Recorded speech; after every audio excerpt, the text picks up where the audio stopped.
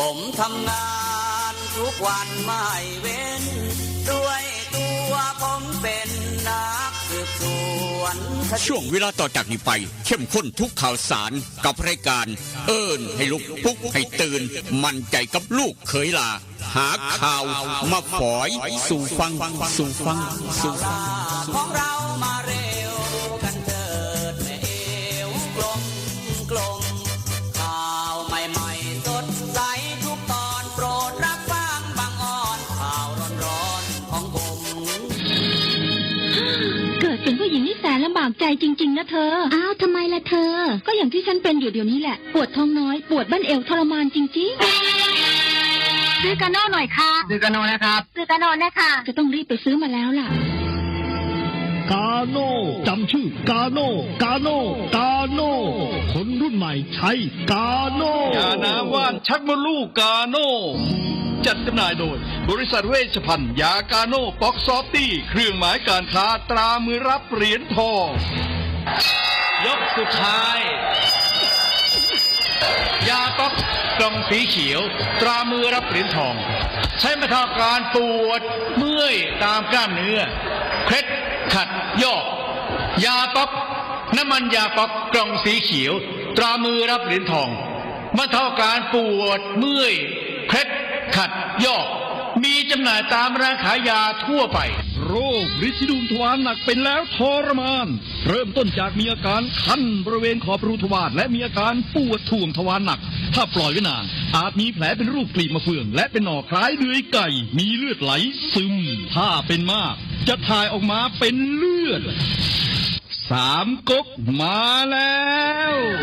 ยาเม็ดบรรเทาฤทธิ์ดวงทวารหนักตรา3 ก๊กยาเม็ดบรรเทาฤทธิ์ดวงทวารหนัก3 ก๊กกรัม500ชนิดแคปซูลจัดจำหน่ายโดยบริษัทเวชภัณฑ์ยากาโน่ป๊อกซอฟตี้จำกัดเครื่องหมายการค้าตรามือรับเหรียญทองกล่องละ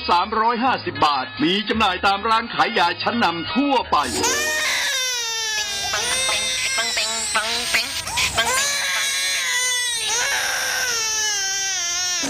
ลูกแอวลูกไห้เป็นไข้ไปหาหมอช่วยด้วย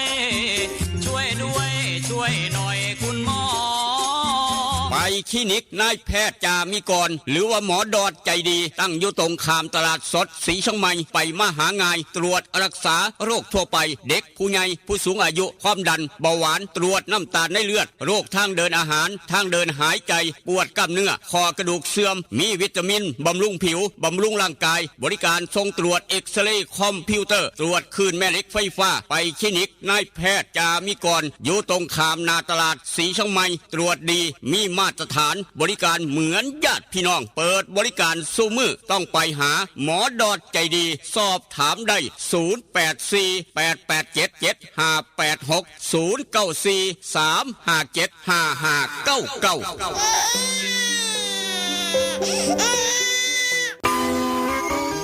เล่นกันนักมันคืออะไรอะเล่นกันนักก็รักกันแน่นไงครับพี่ตั๊กโหรักกันแน่นแน่นเหมือนอะไรครับพี่เหมือนเหงือกกับฟันรักกันแน่นดีใช่ก็ยาสีฟันสมุนไพรตราหมอจุฬาวันนี้ยิ่งมั่นใจปรับโฉมใหม่แต่รสชาติแน่นเหมือนเดิมด้วยสมุนไพร5 ชนิดให้รักกันแน่นดีแบบนี้เล่นกันนักรักกันแน่นยาสีฟันสมุนไพรตราหมอจุฬาโฉมใหม่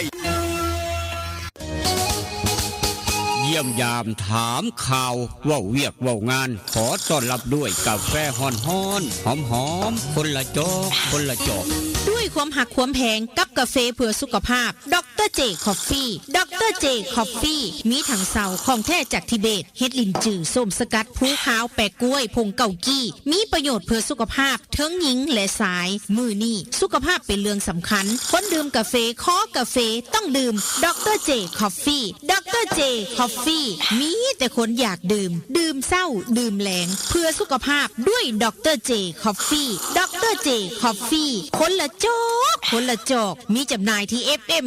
96.5 เมกะเฮิรตซ์ 0816016232 เด้อเจ้าวิทยาลัยเทคโนโลยีวิชาชีพท่าบ่อวิท ยาลัยเทคโนโลยีวิชาชีพท่าบ่ออำเภอท่าบ่อจังหวัดหนองคายเปิดสอนหลักสูตรในระดับปวช ปวสจำนวน 13 สาขาวิชาเลือกได้ตามความถนัดคอมพิวเตอร์ธุรกิจการบัญชี การตลาดการท่องเที่ยวการโรงแรมโลจิสติกอาหารและโภชนาการธุรกิจสถานพยาบาลสถาปัตยกรรมช่างยนต์ช่างไฟฟ้าช่างอิเล็กทรอนิกส์และสาขาขายปลีกขายส่งเรียนจบมีงานทำมีหอพักชายหญิงบริการรถรับส่งมีทุนกู้ยืมเพื่อการศึกษาคนดีและคนเก่งมีทุนให้ฝึกทักษะอาชีพทุกสาขามีรายได้ระหว่างเรียนสื่อการสอนบุคลากรพร้อมรับผู้จบม.3 ม.6 หรือเทียบเท่าและจบม.7 จากเวียงจันทร์ถ้าคิดจะเรียนสายอาชีพต้องเรียนที่วิทยาลัยเทคโนโลยีวิชาชีพท่าบ่อสนใจติดต่อสอบถามได้ที่ 042-432-240 หรือดร.คำหนึ่งดร.รัชนีเลื่อนแก้ว 082-105-6994-091-863-0359 สมัครเรียนได้ทุกวันนะคะ เรียนดีมีทักษะพละเก่งเคร่งวัฒนธรรม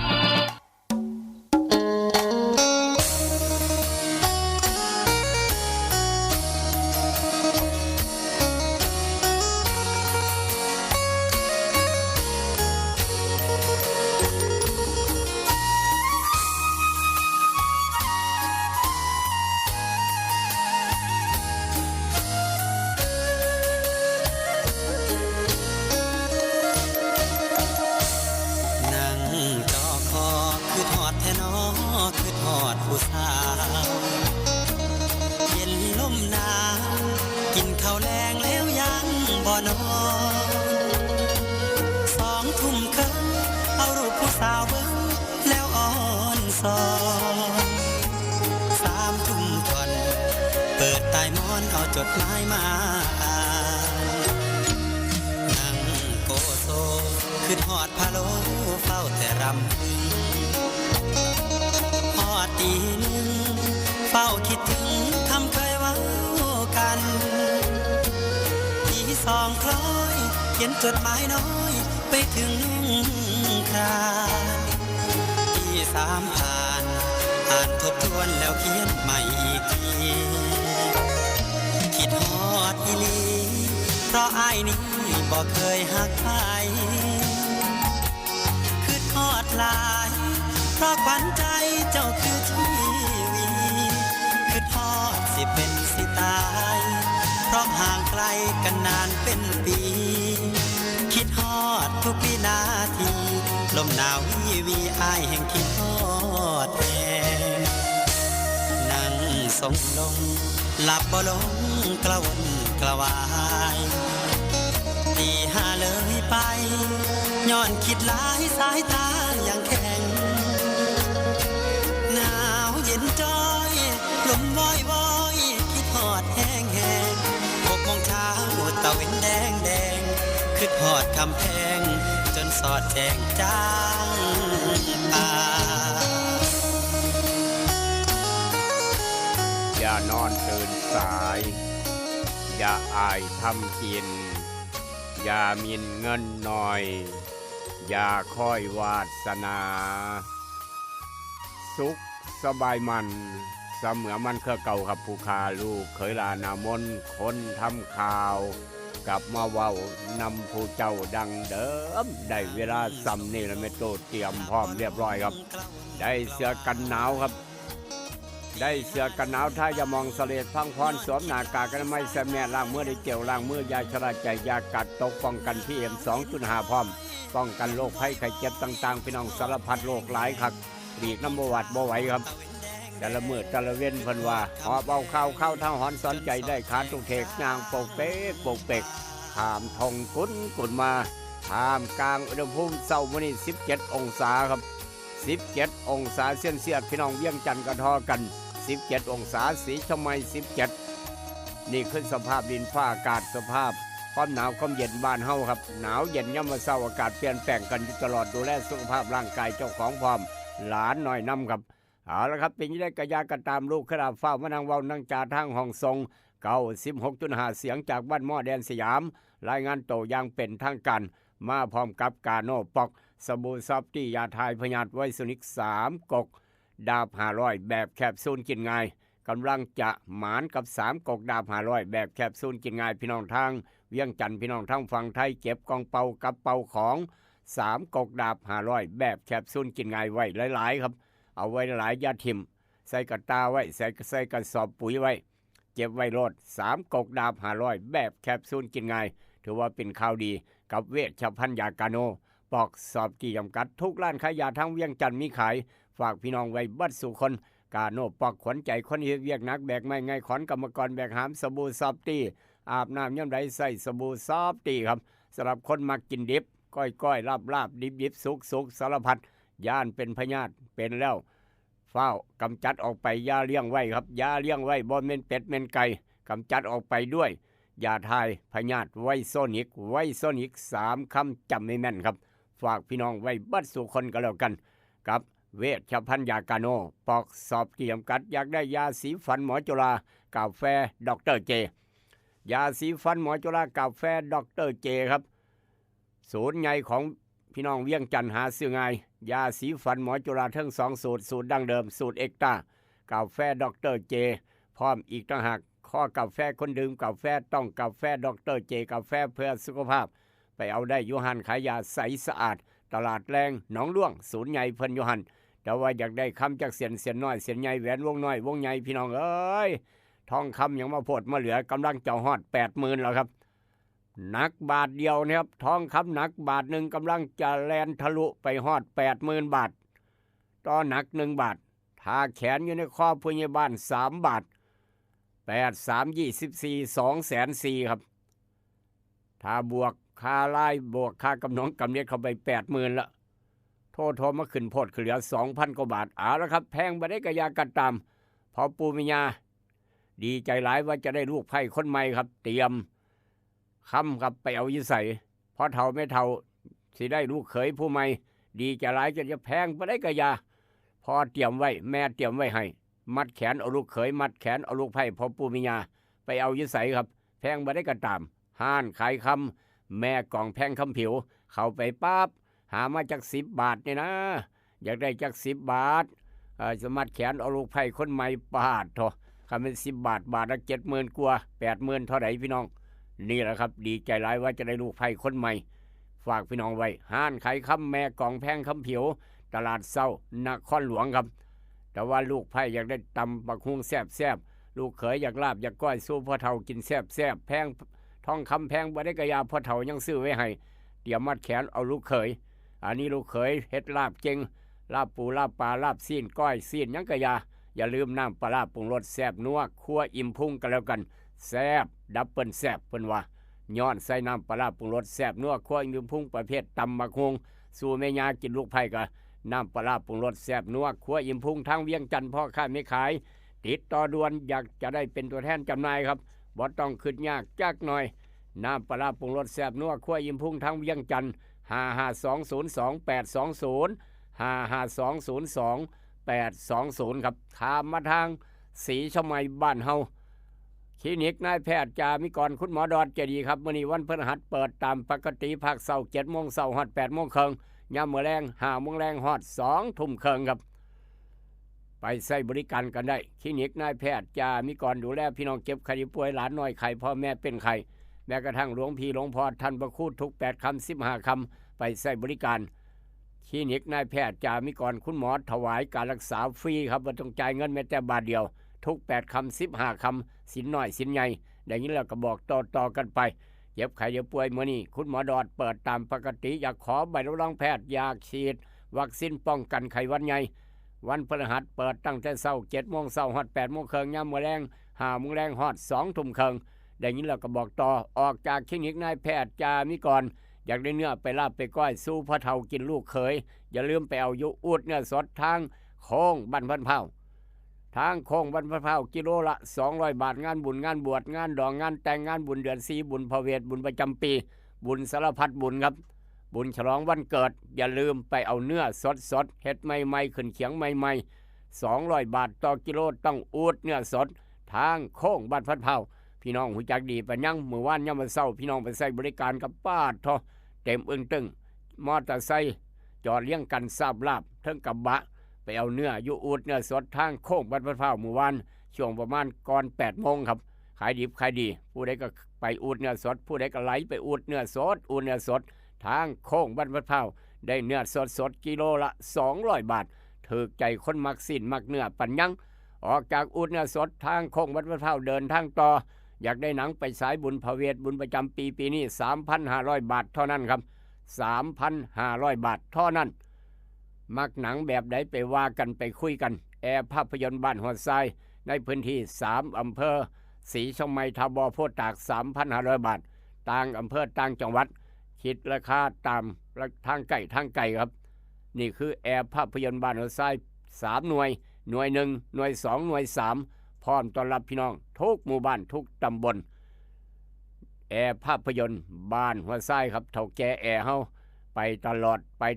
กลับมาเด็กตลอดแต่ละมื้อทางเมืองอุดรใช้บริการหนังครับบุญประจำปีบุญเดือน4ทางเมืองอุดรมีลำวงมีหมอลำย่ำมื้อคืนเบิ่งหนังหมอลำย่ำมื้อเว้นครับหมอลำซิ่งย่ำมื้อคืนมีลำวงย้อนยุคอีกแล้วก็เบิ่งหนังครับหนังฉายอยู่มุมหนึ่งแล้ววงย้อนยุคอยู่อีกมองหนึ่งนี่คือบุญพระเวทบุญเดือน4บุญประจำปีของพี่น้องทางเมืองอุดรเพิ่นเอาหนังเป็นเกณฑ์ครับต้องมีหนังบุญบ้านใดบ่มีหนังถือว่างานบ่ใหญ่เพราะฉะนั้นบ้านเฮาคือกันครับกลับมาใส่บริการหนังแล้วประหยัดค่าใช้จ่ายเพียง 3,500 บาทแพงเงินไว้ค่าน้ำค่าไฟค่าบำรุงรักษาวัดวารามต่างๆบำรุงพระพุทธศาสนาครับเสียเงิน 30,000 40,000จ้างหมอลำมานี่โอ้ยเสียดายเงินนี่เนาะเพิ่นว่าคันตีกันครับคันตีกันขากันแจงกันเป็นเรื่องเป็นราวมานี่ยากอีกรูปแบบนึงผู้ใหญ่บ้านปวดหัวโลดเก่าหัวยอกๆคันมีการตีกันแม่นบ่ผู้ใหญ่วิชัยหรือว่าจังไดเอาหนังครับ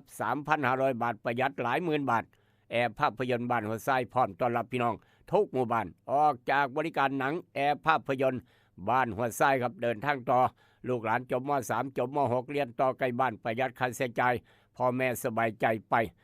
วิทยาลัยเทคโนโลยีวิชาชีพทบกับดร.คำนึงดร.ราชนีปีการศึกษา 2569 รับบ่อันครับรับบ่อันอยู่แล้วทุกสาขา13สาขาวิชาสนุกเลือกไฟฟ้าอิเล็กทรอนิกส์สร้างยนต์ขายปีกขายส่งขายออนไลน์มีให้เรียนการบัญชีการธนาคารโอ้โหเยอะแยะมากมายครับการตลาดมีพร้อมไปเลือกเรียนได้13อย่าง13แนวไปเบิงถนัดสาขาใดเรียนสาขานั้นแล้วจะมีอนาคตต่อไปครับในภายภาคหน้าอย่ามองข้ามความปลอดภัยก็แล้วกันพี่น้องเอ้ยเห็นแล้วลูกหลานครับลูกหลานพ่อแม่พาขายขวดขายแก้วเก็บขยะขายครับใส่3 ล้อคันน้อยๆมอใส่พ่วงข้างเก็บขยะกับพ่อกับแม่เบิดบุญแล้วลูกก็เก็บขยะขายต่อเรียนหนังสือไปพร้อมณวันนี้ครับจากเด็กเก็บขยะเก็บขวดเก็บแก้วอยู่ข้างที่ข้างทางใส่ถุงปุ๋ยไปขายมื้อละ10 บาท5 บาท100 บาทณวันนี้เป็นนายตำรวจร้อยตำรวจโทครับนี่คือความยากจนย่อมไม่มีในหมู่คนขยันบ่อายไผเราว่าผมภูมิใจที่ผมได้เก็บขยะขายวันนี้ผมมีหน้าที่มีตำแหน่งเป็นยศร้อยตำรวจโทครับเป็นนายตำรวจขักบ่พี่น้องนี่จากการเก็บขยะข้างถนนขายด้วยครับนี่เห็นบ่เป็นจังซั่นเด้มีเงินอีกต่างหากมีเงินเดือนพร้อมยศร้อยตำรวจโทจากเด็กเก็บขยะขายณวันนี้เป็นนายตำรวจตบมือสวดดีใจน้ำครับโอ้โหครับสื่อมวลชนทุกแขนงลงเกือบทุกฉบับนั่นแหละครับความขยันไม่มีคำว่าอายความยากจนไม่มีคำว่าอายครับเก็บขยะขายณวันนี้เป็นนายตำรวจเพราะฉะนั้นเรียนหนังสือไว้ลูกหลานบ้านเฮาเจ้าข่อยมีอนาคตพ่อแม่จะได้ยิ้มเปยมีความสุขในบ้านปลายชีวิตอย่าลืมไปเรียนเด้อใกล้บ้านประหยัดค่าใช้จ่ายกู้เงินยืมเรียนได้ไปวิทยาลัยเทคโนโลยีวิชาชีพทบท่ามกลางอุณหภูมิเปรียบเทียบเช้ามื้อนี้บ้านเฮา17 องศาเวียงจันทน์กับ17 องศาคือกันครับเวียงจันทน์กับ17 องศาเซนเซียสพี่น้องฟังทางออนไลน์มื้อนี้อาจจะบ่ได้ครับเพราะว่าระบบออนไลน์ต้นสังกัด ยังใส่บ่ได้ครับต้นสังกัดระบบออนไลน์ให้พี่น้องฟังทางวิทยุต้องขออภัยพี่น้องฟังอยู่ต่างอำเภอต่างจังหวัดต่างประเทศเมื่อนี้บอกว่าทางไลฟ์สด Facebook ทางออนไลน์ครับระบบออนไลน์ต้นสังกัดอยู่ทางพูนทางกรุงเทพเพิ่นเสียเว็บไซต์พังครับเพิ่นกำลังแก้ไขอยู่เพิ่นว่าเพราะฉะนั้นทางบ้านเฮาก็เลยฟังบ่ได้ต้องขออภัยหลายๆต้นสังกัดระบบออนไลน์ระบบเว็บไซต์ของเพิ่นมีปัญหาครับก็บ่สามารถให้แถวเจ้าข่อยส่งผ่านออนไลน์ได้นี่คือปัญหาอุปสรรควันนี้เพิ่นกำลังแก้ไขแจ้งให้ทราบเว้าสู่กันฟังครับกับรายการเอิ้นให้ลูกปลุกกันเตือนท่ามกลางอุณหภูมิฟังก็ได้ทางวิทยุน้อยอย่างเดียวครับมื้อนี้16องศาเซนเซียส16องศาเซนเซียสครับทางเวียงจันทร์ศรีเชียงใหม่ก็ลงมา16หนาวเย็นครับไปเบิ่งทางผาตากเสือว่าจังไดครับผาตากเสือ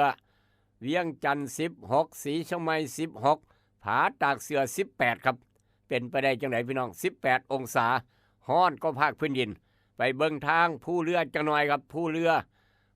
อจังหวัดเลยเช้ามื้อนี้หนาวเย็นแท้แน่นอนครับของแท้ผู้เรือ13องศาเดี๋ยวนี้ครับทางผู้เรือจังหวัดเลย13องศาถูกใจคนมักหนาวปัญญังจากทางผู้เรือ13ผาตากเสือ18บ้านเฮา16ภาคพื้นดินไปเบิ่งทางญี่ปุ่นจังหน่อยมองผู้ใหญ่วิชัยบ้านโคกนแวงบ่อยากไปสู่ความหนาวบ่ไหวแล้ววะอยู่กับหม่องความร้อนนี่ละอยู่ซ้ำนี่สบายดีกว่าผู้ใหญ่ตุก็บ่อยากไปท่านกำนันพึกก็บ่ได้ไป3ก่อนเสาผู้ใหญ่ใสก็บ่ได้ไปเตรียมงานหลายเรียกกิจการงานเมืองหลายคักช่วงนี้ครับญี่ปุ่น3องศา8โมงกว่าแดดออก3องศาครับแดดจัดขนาดแต่ว่าความหนาวความเย็น3องศาเซนเซียสนี่คือญี่ปุ่นเช้ามื้อนี้8โมงกว่าไปเบิ่งทางสวิตเซอร์แลนด์ครับไปทางสวิตเซอร์แลนด์พี่น้องกำลังจะฮอดตีหนึ่งสวิตเซอร์แลนด์จักหนาวจักฮ้อนละท่านผอ.เชษฐ์กันนรงค์เจ้าของสวนปาล์มสวนใหญ่ทางบ้านกองนางนอนเฝ้าสวนปาล์มดีกว่าผู้ยิมวนบ้านฝังก็นอนเฝ้าสวนปาล์มผู้ใหญ่วิชัยก็ขอเบิ่งสวนปาล์มเบิ่งงัวเบิ่งทงไห้ทงนาครับเบิ่งสวนอย่างดีกว่าผู้ใหญ่วิชัยเฮานี่คือมรดกเพิ่นว่ามรดกเฮ็ดมากับมือบ่ขอไปสวิตเซอร์แลนด์หมู่ดอกหนาวหลายสวิตเซอร์แลนด์เดี๋ยวนี้กำลังจะฮอดตีหนึ่งครับฝนกัดตกหิมะกัดตกพี่น้องฝนตกจากแล้วก็หิมะตกพร้อมเย็นพร้อม3องศาเซนเซียสปาดโถฝนกัดตกหิมะกัดตกแล้วก็หนาวเย็นพร้อม3องศานี่คือทางสวิตเซอร์แลนด์ทางยุโรปโลกใบนี้แตกต่างกันเอามาเว้าสู่กันฟังครับประจำเช้าวันที่29เดือนมกราคมพุทธศักราช2569ตรงกับวันพฤหัสบดีขึ้น11ค่ำเดือน3ปีมะเสงตำรับตำราพ่อแม่ครูบาอาจารย์เลิกงามยามดีมื้อนี้ห้ามทำการมงคลครับห้ามเฮ็ดงานมงคลทุกอย่างทุกแนวเลิกบ่ดีเพราะว่าขึ้นเฮือนใหม่ยกเสาเอกเสาโทแม้กระทั่งเปิดกิจการร้านค้ามื้อนี้เลิกบ่ดีห้ามทำการมงคลแต่ว่ามื้ออื่นวันศุกร์ที่30วันธงชัยวันอาทิตย์บดีเปิดสถานบันเทิงเปิดร้านคาราโอเกะเปิดคับเปิดบาร์เปิดไนท์พัสซาดีเปิดกิจการท่องเที่ยวเปิดกรุ๊ปทัวร์ดีเปิดบ่อนการพนันคาสิโนดีเปิดธนาคารเปิดโรงรับจำนองจำนำดียิ่งนักแลนั่นคือมื้ออื่นวันเสาร์ที่31เปิดปั๊มน้ำมันดีครับเปิดอู่ซ่อมรถร้านซ่อมดีซ่อมเครื่องยนต์กลไกดีเปิดร้านขายเครื่องอุปกรณ์ก่อสร้างเปิดร้านก่อสร้างดีดับเบิลดียิ่งนักแลนั่นคือวันเสาร์ที่31มกราพี่น้องก็ลองพิจารณาเบิ่งไม่เชื่ออย่าลบหลู่หรือว่าเจ้าเลิกสะดวกก็แล้วแต่ตามอัธยาศัยไม่ผิดกฎหมายครับแต่ว่าหลานชายหลานสาวคลอดมาเมื่อคืนนี้ว่าจังได๋คลอดมาตั้งแต่6:01 นาทีคลอดอยู่โรงพยาบาลคลอดยังไม่ได้ก็ตามแต่ครับบ่ว่าหลานชายหลานสาวทั้งเวียงจันทน์หลานน้อยทางบ้านเฮาศรีเชียงใหม่ทบสังคมบ่ตากทุกหม่องทุกบอนที่96.5เดินทางไปฮอดไปถึงดวงวาสนาของหลานชายหลานสาวมื้อนี้อาจารย์พินโยเอากระดานดำขึ้นมาดินสอหินขึ้นมาครับมานั่งขีดเขียนบวกลบคูณหารนั่งสมาธิน้อยหนึ่งได้ออกมาว่าจังซี่เด้อแม่ใหญ่เด้อ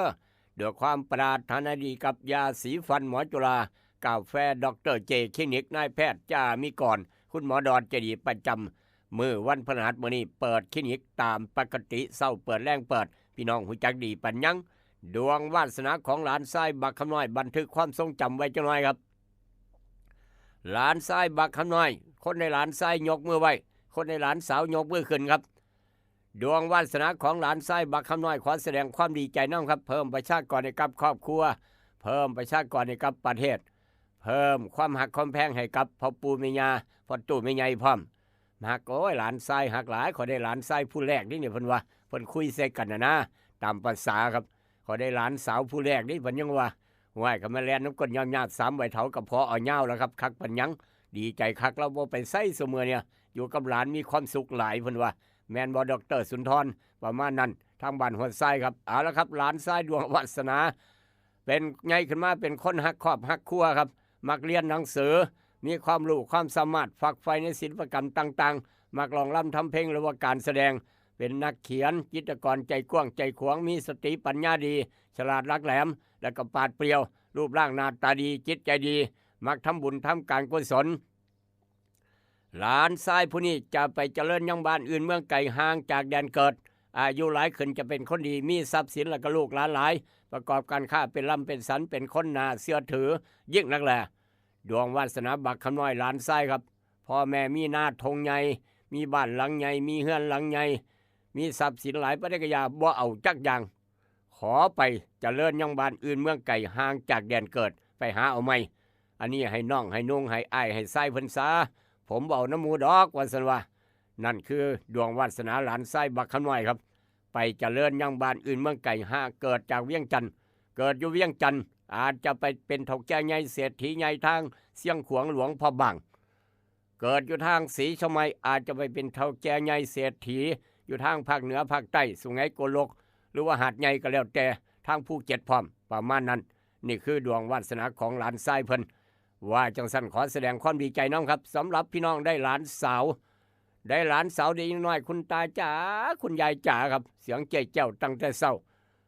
นี่แหละครับหลานสาวผู้นี้หน้าตาดีใจดีอ่อนหวานครับเป็นคนอ่อนหวานเฉลียวฉลาดมักเรียนหนังสือมีไหวพริบปฏิภาณดีมักทำคุณกับคนอื่นหมู่หลายเพื่อนหลายมีผู้ความเมตตาเกื้อหนุนมีสื่อมีเสียงมักเฮ็ดเวียกเฮ็ดการเฮ็ดงานที่ใส่สมองและสติปัญญาครับอนาคตแจ่มใสชีวิตครอบครัวปกติสุขดีคู่ครองมีหลักฐานมั่นคงยิ่งนักแลนั่นคือดวงวาสนาของหลานสาวหลานชายที่นี่แน่เลี้ยงในน้ำนมแม่เอาคักเอาแคนกระโลดสมองจัดได้ดีปัญญาจัดได้เลิศขอแสดงความดีใจน้ำอีกรอบหนึ่งสำหรับพี่น้องบ้านเฮาเจ้าคอยที่เกิดวันพฤหัสครับผู้ใดเกิดวันพฤหัสยกมือขึ้นกันหน่อยเดินแต่เศร้าหนึ่งเขาใส่บาตรผู้ใดนอนเตือนสวดเทวดาเพิ่นจมเท้าเฮืองเท้าหมอนเอามือลงยังมาฮอดมือเจ้าของผู้ใหญ่วิชัยพร้อมท่านร้องสังพร้อมเอามือลงครับยังมาฮอดวันศุกร์จอยเย็นกันหน่อยมื้อนี้วันพฤหัสอย่าหลงมือย้อนเฮ็ดเวียกหลายครับคนเกิดวันพฤหัสมื้อนี้เดินแต่เช้าหนึ่งเขาใส่บาตรมื้อนี้ดวงวาสนาคนเกิดวันพฤหัสจะได้ร่วมงานในองค์กรการกุศลมีโอกาสได้ใช้ความรู้ความสามารถอย่างเต็มพิกัดมีโอกาสพ่อความรักมีโอกาสพ่อความรักที่คนบ่มีความรักที่ถูกใจและก็เพิ่งพาอาศัยได้มีความใกล้ชิดสนิทสนมกับและก็เห็นอกเห็นใจซึ่งกันและกันนี่สำหรับคนพ่อความรักบ่มีความรักคนโสดจะได้พ่อคนเจ้าของหักคนบ่โสดก็จะมีโชคด้านความรักคือกันแต่ควรระมัดระวังเรื่องอุบัติเหตุเดินทางไปไสมาไสต้องระมัดระวังเรื่องอุบัติเหตุผู้หลักผู้ใหญ่เพื่อนร่วมงานจะให้การสนับสนุนระมัดระวังเอกสารสำคัญตกหล่นหาบ่เห็นหาบ่พอบ่ว่าใบขับขี่บ่ว่าบัตรประชาชนยานบ่ได้ไปเลือกตั้งน้ำมูจะเฝ้าให้หายครับรักษาไว้ระมัดระวังเอกสารสำคัญตกหล่นหาบ่เห็นหาบ่พอใบขับขี่นี่อย่าให้หายบัตรประชาชนอย่าให้หายนี่คือปัญหาครับเอกสารสำคัญตกหล่นหาบ่เห็นหาบ่พอให้ระมัดระวังสำหรับพี่น้องที่เกิดวันพฤหัสวันคล้ายวันเกิดอย่าลืมอยากกินเนื้อไปลาบไปก้อยฉลองวันเกิดวันคล้ายเจ้าของวันเกิดคล้ายวันเกิดเจ้าของอย่าลืมไปเอาอูดเนื้อสดทางโค้งบัดวันพร้าวโดยความปรารถนาดีกับรายการเอิ้นลูกปุ๊กเตือนกับกาโน่ปอกสบู่ซับที่ยาทายพยาธิไวสุนิก3 กกยาสีฟันหมอจุฬากาแฟ ดรเจคลินิกนายแพทย์จามิกรคุณหมอดอดจะดีมื้อนี้วันพฤหัสเปิดตามปกติวันนี้ในอดีตย้อนไปเมื่อวันที่29เดือนมกราคมครับปีพุทธศักราช2532ครับฮือฮาครับในปีนั้นสมัยนั้นลูกหลานเกิดใหม่ยรุ่นอาจจะบ่ฮู้จักแต่ก็บ่ฮู้จักความเป็นมาครับหลายคนเกิดในสมัยนั้นหลายคนโสเลกันลูกเคยลากลับไปสมัยนั้นยังเป็นนักศึกษาอยู่ครับยังเป็นนักศึกษาอยู่ยังเป็นนักเรียนยังเป็นนักศึกษา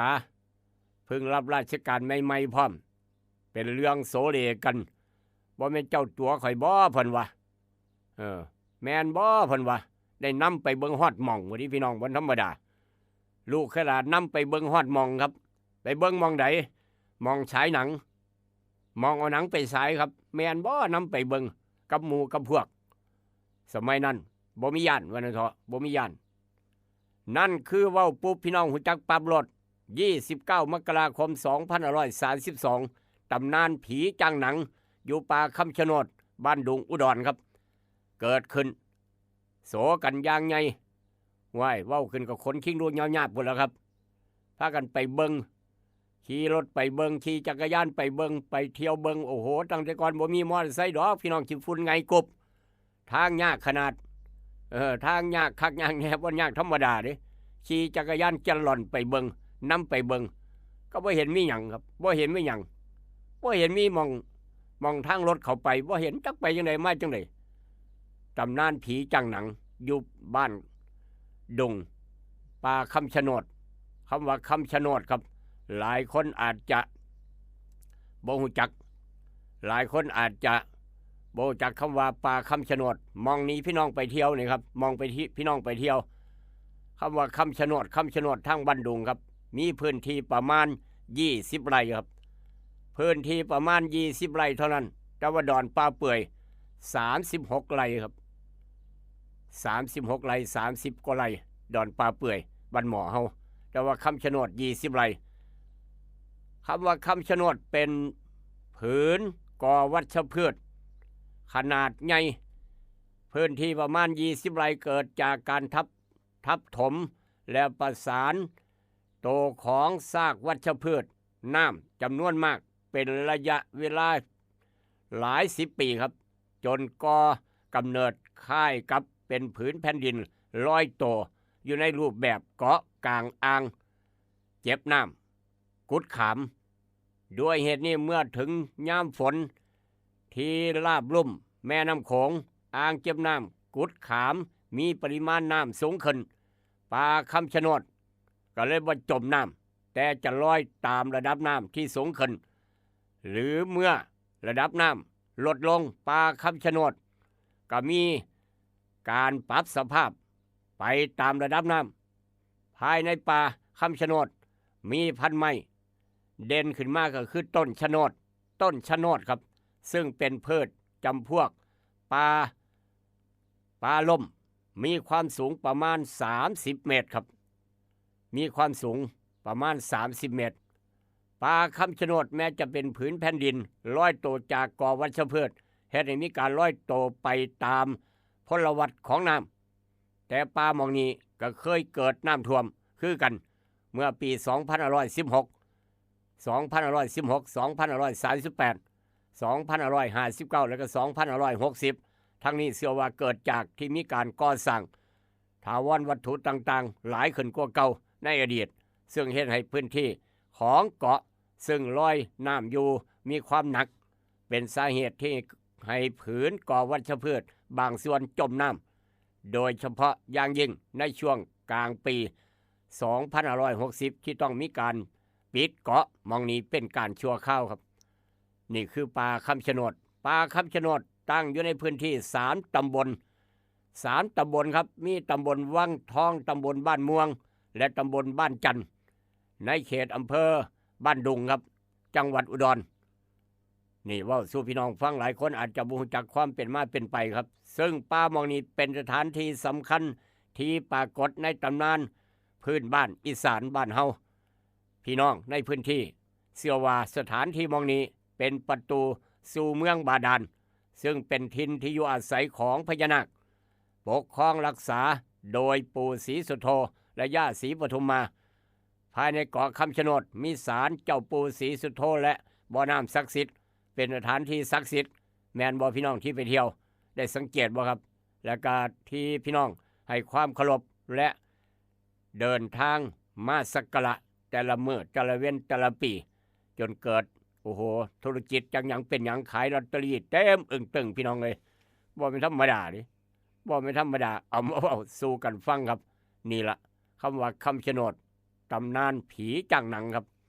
เอามาเว้าสู่กันฟัง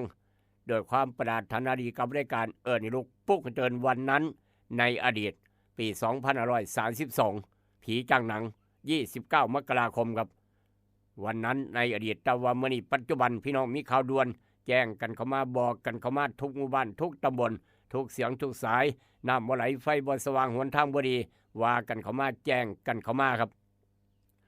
0816016232ขอบุญขอบคุณทางท่านกำนัน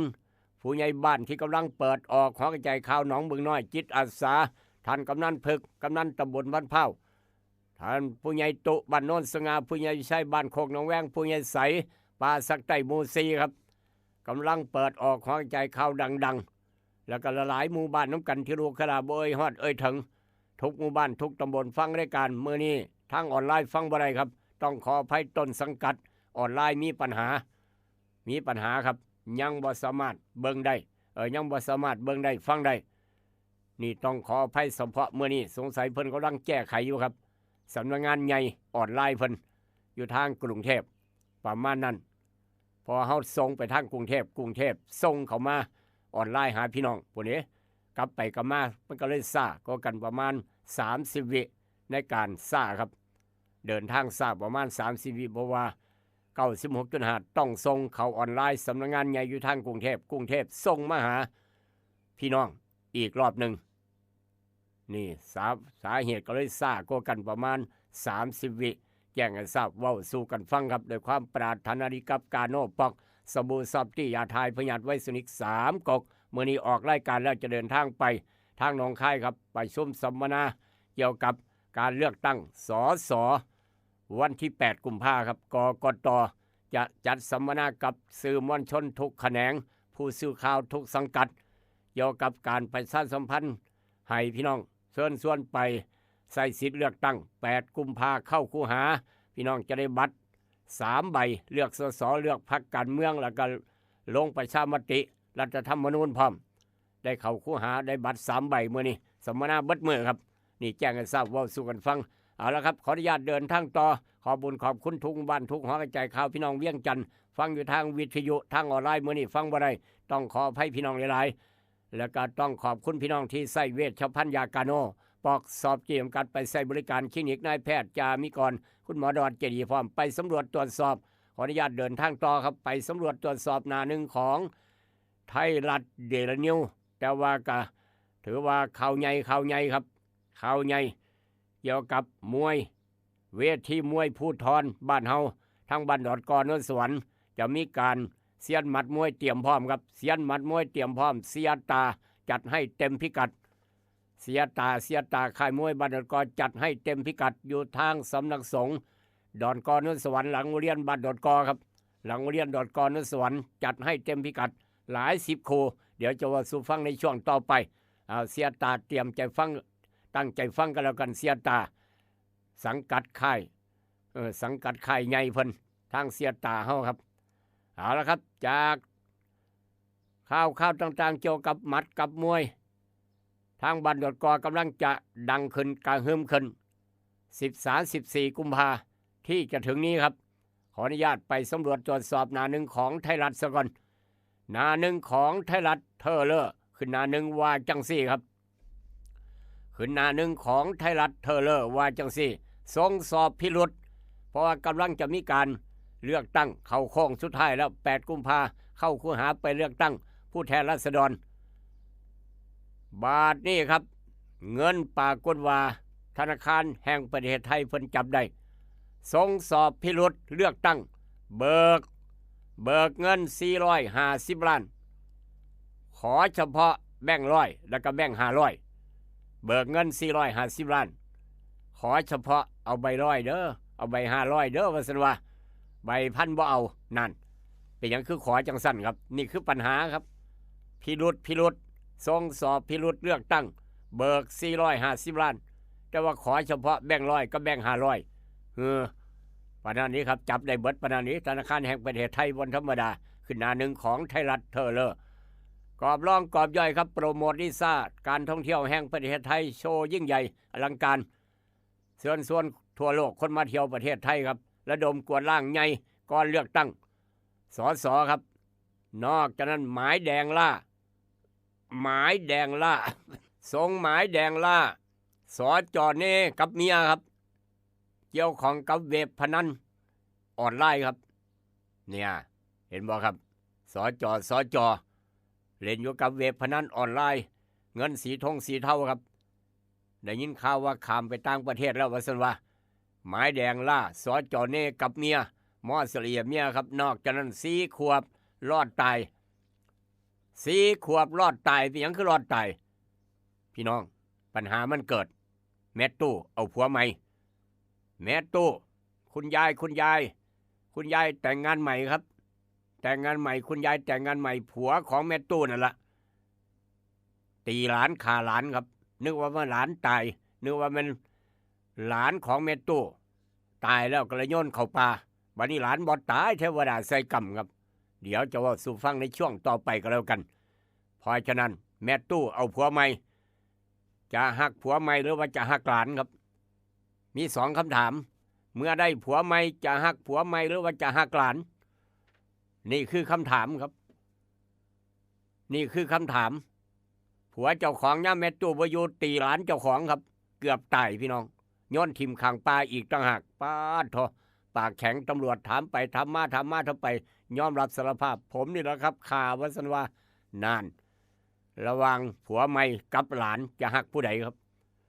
จะหักผู้ใดกลัวกันเพราะฉะนั้นติดตามตอนต่อไปบาปนาสาหวดย่อมพบานลงบัญชีหนังหมาไว้เรียบร้อยแล้วครับประเภทเนี่ยจากหน้าหนึ่งไทยรัฐมาด่วนไทยรัฐครับด่วนไทยรัฐว่าจังใดการท่องเที่ยวแห่งประเทศไทยเปิดตัวลิซ่าโชว์เสน่ห์ท่องเที่ยวไทยมิติใหม่สู่สายตาชาวโลกครับพี่น้องหูจักดีไปยังลิซ่านอกจากนั้นนี่แหละครับด่วนกันก็มาแบ่งชาติธนาคารแห่งประเทศไทยพ่อเบิกเงินสดถอนเงินสดผิดปกติ250ล้านจ่อจงขอแต่แบ่ง500อย่างเดียวเห็นว่าครับแสดงว่าสิไปแจกหัวละ500บ่หรือว่าเอาไปเฮ็ดหยังมันคือขอใบต่อใบ500แท้นอกจากนั้นครับยังบ่อนุมัติให้3 สจ.กาฬสินธุ์ลาเที่ยวต่างประเทศ3 สจ.ย่อมาจากหยังผู้ข่าแปลบ่ออกต้องถามผู้ใหญ่วิชัยครับยังบ่อนุมัติให้3 สจ.กาฬสินธุ์ลาเที่ยวต่างประเทศหากพัวพันกับเว็บพนันออนไลน์ครับอาจโดนขับออกจากสจ.พ้นตำแหน่งสจ.นั่นเห็นหมดแล้วครับเทวดาเริ่มใส่กรรมแล้วพี่น้องเทวดาเริ่มใส่กรรมแล้วครับนอกจากนั้นผู้ว่าชาติร่วมเปิดงานครั้งที่4อีเวนต์น้องหมาสุดยิ่งใหญ่แห่งปีทางเมืองหลวงทางกรุงเทพเปิดผลชันสูตรวานโอมุระเกิดตื่นทางจังหวัดสตูลคาดว่าป่วยพัดหลงจากแม่ก่อนจมน้ำตายครับวานโอมุระเป็นข่าวครับนอกจากนั้นเจ้าหน้าที่ EOD ผู้กู้วัตถุระเบิดทำลายกระสุนปืนคอจำนวน10 ลูกกลางให้อ้อยพี่น้องบ้านหนองจันทางแนวชายแดนครับทั้งหนองจันพี่น้องหูจักดีปัญญังจากไทยรัฐด่วนไทยรัฐมาหน้าหนึ่งของเดลินิวส์เช้ามื้อนี้ว่าจังไหนครับเดลินิวส์เช้ามื้อนี้หน้าหนึ่งขึ้นหน้าหนึ่งเทเลอร์ภาวะวิกฤตประกันสังคมเงินใกล้เบิดคนรุ่นใหม่อดจี้ปฏิรูปเอกชนบอกว่าเหมาะหรือไม่บอร์ดควรน่าเชื่อถือเท่งตอกอนุทินถามผู้ใดเจ้าของตึกที่ซื้อเป็นข่าวลิซ่าศิลปินโชว์อลังการ Amazing Thailand ครับการท่องเที่ยวเปิดยิ่งใหญ่ ไปเบิ่งได้ผ่าน YouTube ได้ นั่นคืออีกกรอบหนึ่งสจเนกับเมียเพนคดีทลายบ้านหวย98เงินหมุนหลายร้อยล้านโยงสสนักสร้างพระพร้อมประธานบดีทำอเมริกาบ่ให้ราคาดอลลาร์ดิ่งซ่อมรบคูอิหร่าน UAE กาตาร์ซาอุโอมานบ่ขอเกี่ยวผมไม่เกี่ยวนะครับผมไม่เกี่ยวนะครับก็สิว่าประมาณนั้นคันแปลเป็นภาษาไทยครับนอกจากนั้นก็ยังอีกหลายกรอบและข่าวที่น่าสนใจกรอบร่องกรอบย่อยธนาคารแห่งประเทศไทยสั่งทุกธนาคารครับธนาคารแห่งประเทศไทยสั่งทุกแบงก์ทุกธนาคารเช็คถอนเงินผิดปกติส่งให้กกต.ปปง.สกัดโกงเลือกตั้งภาวะรุ่นใหม่เวิร์ดเงินประกันสังคมจี้ปฏิรูปตั้งกรรมการอิสระลงทุนเพิ่มตอบแทนครับทลายเว็บพนันอีสานสจเนกับเมียฟาร์มไก่บางนาเลี้ยงไก่ฟาร์มไก่บางนาไว้ฟอกเงินฟาดปีละหลายร้อยล้านสสดังเอี้ยวจอหมายจับสิทธิ์เจจิคนบ้านโอพีมินนี่ก็หน้าหนึ่งของเดลินิวนี่ครับว่าจังสั้นครับสหรัฐเขย่าขวัญซ่อมรบตะวันออกกลาง IRG 49ชัดผู้ใดซอยคือศัตรูปาดโธพี่น้องเอ้ยฝุ่นพิษคุ้งหนักฝุ่นพิษ PM 2.5 หลาย27จังหวัดทั่วไทยเหนือลามไล่มือแนวโน้มเพิ่มขึ้นกรุงเทพปริมณฑลแดงเถือก5พื้นที่นี่คือข่าวต่างๆเกี่ยวกับ PM 2.5 ครับเอามาเว้าสู่ฟังเกี่ยวกับสจไปวุ่นวายกับไปเกี่ยวข้องกับเว็บพนันออนไลน์ที่เป็นข่าวใหญ่ขึ้นหน้าหนึ่งของเดลินิวเช้ามื้อนี้เอามาเล่นให้พี่น้องได้หูจักเอามาเว้าสู่กันฟังครับอันไหนดีมีประโยชน์นำไปคิดนำไปใช้อันไหนบ่ดีเอาไปทิ่มลงแม่น้ำโขงพักน้อยหนึ่งเดี๋ยวกลับมาพ้อกันกับอาหารสมองยามมื้อเช้ายกต่อไปยกที่2ฟังได้โดยไม่มีขีดจำกัดฟังได้ไม่มีคำว่าเกษียณอายุราชการในการฟังรายการเอิ้นให้ลุกปลุกให้ตื่นทาง 96.5 กลับมาพ้อกันกับอาหารสมองยามมื้อเช้ายกต่อไปยกที่2กับกาโน่ครับคิดทองให้ได้ทองคิดเงินให้ได้เงินคุณกำลังรับฟังอาหารสมองยามเช้ายิ้มฝังโขงกับรายการให้ลุกปลุกให้ตื่นให้ลุกปลุกให้ตื่นอยู่นะครับอยู่นะคะรวยขอให้รวยขอให้รวยขอให้รวย เกิดเป็นผู้หญิงนี่แสนลำบากใจจริงๆนะเธออ้าวทำไมล่ะเธอก็อย่างที่ฉันเป็นอยู่เดี๋ยวนี้แหละปวดท้องน้อยปวดบั้นเอวทรมานจริงๆซื้อกาโน่หน่อยค่ะซื้อกาโน่นะครับซื้อกาโน่นะคะจะต้องรีบไปซื้อมาแล้วล่ะกาโน่จำชื่อกาโน่คนรุ่นใหม่ใช้กาโน่ยาน้ำว่านชักมดลูกกาโน่จัดจำหน่ายโดยบริษัทเวชภัณฑ์ยากาโน่ป๊อกซอฟตี้เครื่องหมายการค้าตรามือรับเหรียญทองยกสุดท้ายยาป๊อกกล่องสีเขียวตรามือรับเหรียญทองใช้บรรเทาการปวดเมื่อยตามกล้ามเนื้อเคล็ดขัดยอกยาป๊อกน้ำมันยาป๊อกกล่องสีเขียวตรามือรับเหรียญทองบรรเทาการปวดเมื่อยเคล็ดขัดยอกมีจำหน่ายตามร้านขายยาทั่วไปโรคฤทธิ์ดุมทวารหนักเป็นแล้วทรมานเริ่มต้นจากมีอาการคันบริเวณขอบรูทวารและมีอาการปวดท่วงทวารหนักถ้าปล่อยไว้นานอาจมีแผลเป็นรูปกลีบมะเฟืองและเป็นหน่อคล้ายเลื้อยไก่มีเลือดไหลซึมถ้าเป็นมากจะถ่ายออกมาเป็นเลือด3 ก๊กมาแล้วยาเม็ดบรรเทาฤทธิ์ดวงทวารหนักตรา3 ก๊กยาเม็ดบรรเทาฤทธิ์ดวงทวารหนัก3 ก๊กราม500ชนิดแคปซูลจัดจำหน่ายโดยบริษัทเวชภัณฑ์ยากาโน่ป๊อกซอฟตี้จำกัดเครื่องหมายการค้าตรามือรับเหรียญทองกล่องละ350 บาทมีจำหน่ายตามร้านขายยาชั้นนำทั่วไปจะยอมถอดแหวนที่แม่เคยสวมนิ้วให้มั่นแฟนด้วยแหวนแม่เขาเป็นคำแท้ๆ100%มีใบหับประกันจากห้างกล่องแพงคำผิวนครหลวงเวียงจันทร์แม่แล้ว วคันได้คำจากห้านขายคำกล่องแพงคำผิวบวาสร้อยข้อคำสร้อยแขนแหวนตุ้มหูหูประพันธ์ถูกสนิทลวดลายงามหลากหลายทุกทานมั่นใจ100%อยู่ตลาดเศร้าม2สั้น2ห้อง36หน้าลิฟห้านขายคำกล่องแพงคำผิวห้านขายคำกล่องแพงคำผิวยังหับซื้อขายแลกเปลี่ยนคำได้ราคาสูงทึกใจนอกจากนั้นยังหับออกแบบคำตีคำตามแบบตามสั่งที่ลูกค้าต้องการห้านขายคำกล่องแพงคำผิวมีเครื่องกวดเซ็กคำที่มาตรฐานคำทุกเส้นจึงผ่านการกวดสอบลูกค้ามั่นใจอยากได้คำแลกเปลี่ยนคำไปห้านกล่องแพงคำผิวแล้วจะบ่ผิดหวังอยู่ตลาดเศร้าม2สั้น2ห้อง36หน้าลิฟเห็นง่ายสอบถามปรึกษาได้0212146555509012พอกล่องแพงแม่คำผิวหับห้องคุณภาพกับคำทุกเส้นเด้อเจ้า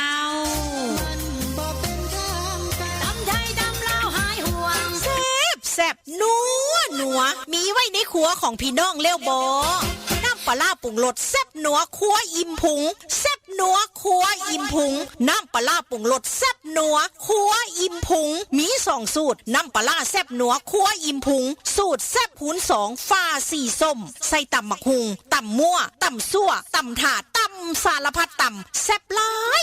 ลายน้ำปลาแซ่บนัวครัวอิ่มพุงสูตรลดมือแม่ฟ้าสีเหลืองใส่ลาบก้อยซอยแซ่อ้อออมแกงได้รสเด็ดแซ่บเด้อเจ้ากินหอมแซ่บนัวแท้ว่ามือนี่พอข้ามแม่ขายต้องการเป็นตัวแทนจำหน่ายน้ำปลาปรุงรสแซ่บนัวครัวอิ่มพุงทั้ง2สูตรสนใจติดต่อหนองคายสีเชียงใหม่0933548221นครหลวงเวียงจันทร์อยู่ห้านสิ้นดาดอิ่มพุงต่อหน้าห้านอาหารต้นตาลบ้านสีสมซืนถนนเก้าเลี้ยวเมืองสีโคตรโทรศัพท์552-02820แล้วจะได้น้ำปลาแซ่บนัวครัวอิ่มพุงน้ำปลาแซ่บนัวครัวอิ่มพุงทั้ง2สูตรนัวโหน่งถึกใจนัวได้แซ่บได้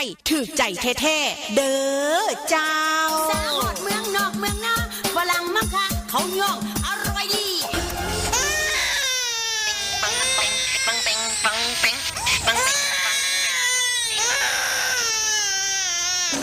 ลูกแอวลูกไห้เป็นไข่ไปหาหมอช่วยด้วยช่วยห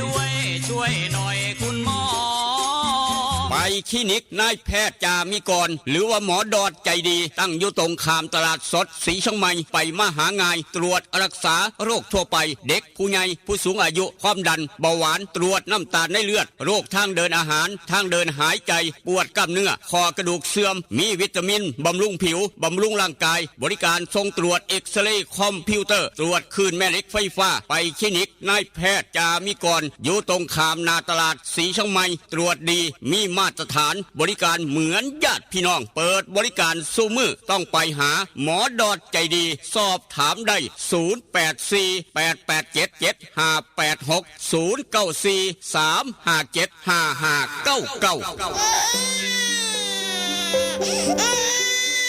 นั่นแหละครับลูกหลานใครให้แอลเป็นวัดเป็นไอเป็นไข้เป็นหนาวครับวันพฤหัสมื้อนี้คุณหมอดอดเปิดคลินิกตามปกติเช้าก็เปิดแรงก็เปิดพี่น้องหูจักดีปัญญังจองคิวสอบถามปรึกษาคุณหมอดอดได้ครับ0836769581อยากได้เบอร์โทรศัพท์อูดเนื้อสดใจเกินล้านคุณ2เสี่ยวอูดเฮาอยากได้เนื้อสดไปงานดองงานแต่งงานบุญงานบวชสารพัดงานครับติดต่ออูดเนื้อสดได้ตลอดเบอร์โทรเบอร์นี้ถามได้0953295764ครับนอกจากนั้น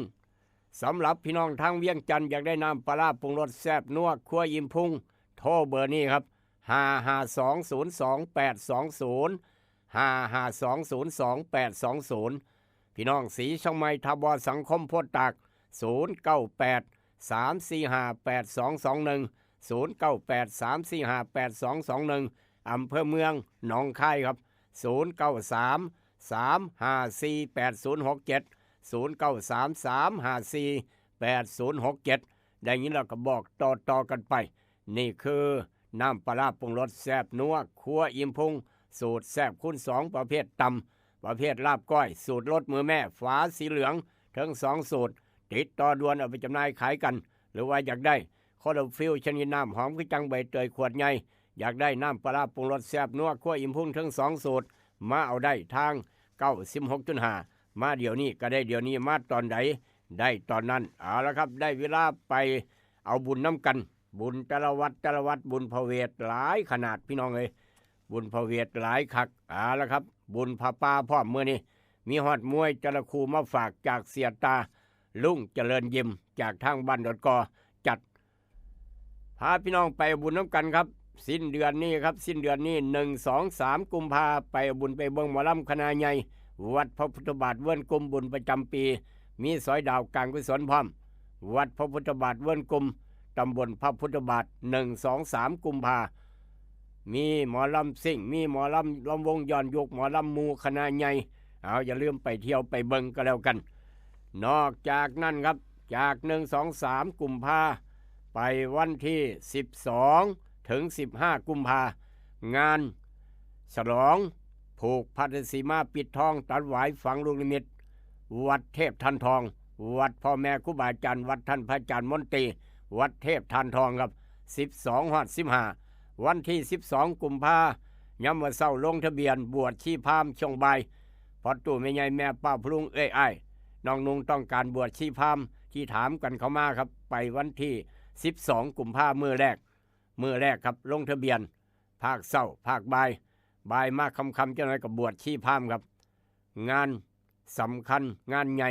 4 มื้อ 3 คืนอยู่ทางวัดเทพทันทองพี่น้องมีความประสงค์อยากเป็นเจ้าภาพลงทานอาหารน้ำดื่มน้ำขอกน้ำแข็งแล้วแต่กำลังศรัทธาในงานนี้ไปแจ้งรายชื่อได้ไปได้ทางวัดเทพทันทอง12ถึง15กุมภาครับอีกบ่กี่มื้อนับถอยหลังกันแล้วอย่างนี้เราก็บอกต่อกันไปงานบุญงานการกุศลครับนอกจากนั้นวันที่25เดี๋ยวเอามวยไว้ที่หลังหน่อยนึงครับ18กุมภาพันธ์18กุมภาพันธ์อยู่บ้านพ้นตาลงานบุญพระเวทใส่บริการหนังแอบภาพยนตร์บ้านหัวไซหลังจากนั้น25-26 2คืนวัดชุมพลบ้านพัดเผาตู้ถึงรายงานกันเข้ามาใส่บริการหนังแอบภาพยนตร์บ้านหัวไซ2คืนซ้อนหนังจอใหญ่28กุมภาวัดเจียมปางคุ้มเจียมปางการใส่บริการยามมื้อคืนหนังจากแอร์ภาพยนตร์บ้านหัวไส้คือกันเอาละครับพาพี่น้องไปทางสำนักสงฆ์ดอนกอโนนสวรรค์ครับหลังโรงเรียนดอนกอโนนสวรรค์บ้านโนนสวรรค์บ้านดอนกอพี่น้องหูจักดีปัญญังละมัดมวยครับมัดมวยเซียนมัดมวยพี่น้องเซียนมัดมวยลืมบ่ได้นี่มาแล้วครับเซียนมัดมวยครับเสียตากำลังเจริญจัดให้เป็นพิเศษค่ายต่อลุ่งเจริญยิมเมื่อวันเด็กที่ผ่านมาเอานักมวยมาวาดลวดลายมาโชว์ศิลปะแม่ไม้มวยไทยให้พี่น้องได้เบิ่งให้ลูกหลานเบิ่งทั้งวันเด็กดอนป้าเปื่อยที่ผ่านมาครับแต่วันนี้ของแท้บัดเนี่ยของแท้ครับวันเสาร์ที่14กุมภาวันแห่งความรักตัวนี้14กุมภาวันวาเลนไทน์วันแห่งความรักวันเสาร์ที่14ยามมื้อแลงไปเบิ่งมวยครับศึกยอดมวยโนนสวรรค์ต้านภัยยาเสพติดเสียตาหนองคายเสียตากำลังเจริญเสียตาหัวหน้าค่ายต่อรุ่งเจริญยิมจัดให้โอ้โหทั้งเบิดจักคู่ครับนี่ป้าดโถทั้งเบิด16คู่ครับกรรมการชุดเพชรสมนึกครับจัดให้บอสต้องห่วงรับประกันคุณภาพคู่ที่1คู่ที่2คู่ที่3คู่เอกครับคู่เอกมีทั้งเบิด4คู่โอ้โหคู่เอกโพดเหลือเนาะนี่เนาะคู่เอกครับคู่ก่อนเวลาพร้อมคู่ก่อนเวลาครับนี่คู่ก่อนเวลาคู่ที่1ก่อนเวลาครับแอดขึ้นมาเท่านั้นละวันที่14กุมภาพันธ์วันเสาร์เซียนหมัดมวยทุกค่ายทุกสังกัดคนมักมวยไปหลังโรงเรียนดอนกอโนนสวรรค์ครับสำนักสงฆ์ดอนกอโนนสวรรค์คู่ที่1ครับเพชรริมโขงสิทธิ์ซ่อนิดขอต่อยกับภูมิศักดิ์เล็กต่อรุ่งเจริญยิมของเสียตา นี่คือคู่ก่อนเวลาด้วยนี่